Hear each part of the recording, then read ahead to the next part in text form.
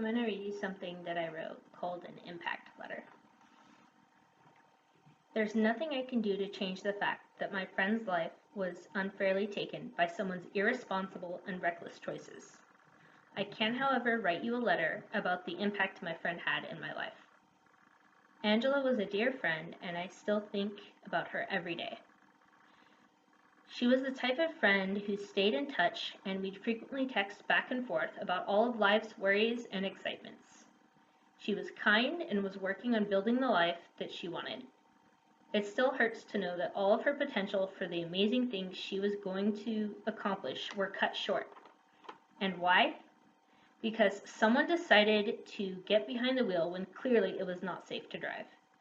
We need to be sure to make examples out of these offenders, especially repeat offenders, because this is becoming even more of an epidemic these days. I was also hit by a drunk driver later that same year, but was lucky to have survived with back problems. That is not to say that I don't have anxiety every time that I drive home late at night. I'm always keeping an anxious eye out for potential drunk drivers when I'm on the road. There are now advertisements on the radio for how easy it is to get off for a DUI.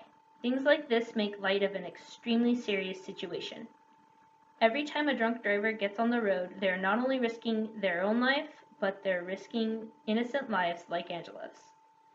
There's nothing I can do to bring her back, and I can, however, encourage you to give the defendant the maximum sentence to show how important it is to show California is not okay with drinking and driving. Her brutal death doesn't have to be entirely in vain. Your sentencing can help her family and friends to heal and to show that these kinds of actions will not be tolerated or taken lightly. The conversations and the friendship that she and I had will forever be imprinted in my mind. Please give her justice to the full extent of the law. She's not the first person to be hit by a drunk driver and certainly won't be the last.